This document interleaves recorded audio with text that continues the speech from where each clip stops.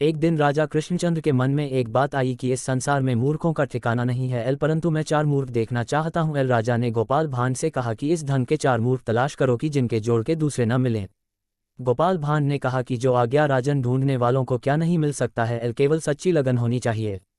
कुछ दूर जाने के बाद गोपाल भांड को एक आदमी दिखाई दिया जो थाली में पान का एक जोड़ा, बीड़ी, मिठाई लिए बड़े उत्साह से नगर की तरफ जल्दी जल्दी भागा जा रहा था। गोपाल ने उस आदमी से पूछा कि क्यों साहब, ये सब सामान कहाँ लिए जा रहे हो? आपके पैर खुशी के मारे जमीन पर नहीं पड़ रहे हैं। आपकी खुशी के इस कारण को जानने की मुझे बड़ी इच्छा है, इसलिए थोड़ा कष्ट करके बतलाते जाइए।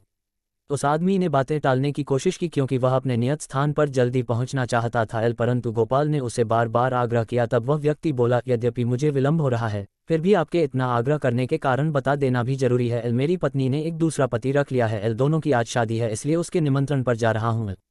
गोपाल ने सोचा, इसके जैसा मूर्ख और कहाँ मिलेगा, अतः उसने अपना परिचय देकर उसे रोक लिया और कहा, तुम्हें राजा के दरबार में चलना होगा, तभी तुम निमंत्रण में जा सकते हो। वह राजा के दरबार का नाम सुनकर डर गया, लेकिन लाचार होकर गोपाल के साथ हो लिया।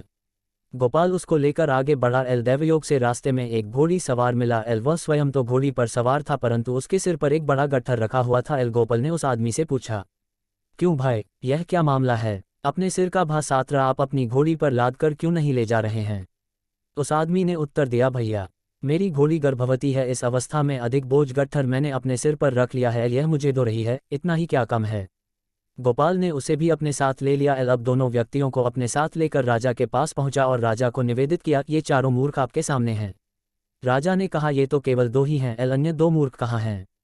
गोपाल तपाक से बोला, तीसरा मूर्ख स्वयं हुजूर हैं, जिसे ऐसे मूर्खों को देखने की इच्छा हुई, और चौथा मूर्ख मैं हूं, जो इन्हें ढूंढकर आपके पास लाया हूं। राजा कृष्णचंद्र को गोपाल के विनोद युक्त शब्दों ने प्रसन्नता प्रदान की, और जब सबने उन दोनों मूर्खों के बारे में कहानी सुनी तो पेट पकड़कर हंसने लगे। फ्रेंड्स, यह कहानी कैसी लगी आप अपने कमेंट्स के द्वारा हमें अवश्य बताएं। ये कहानी पसंद आने पर लाइक और शेयर करें। ऐसी ही और इंस्पायरिंग स्टोरी के लिए सब्सक्राइब कर लें। थैंक्स।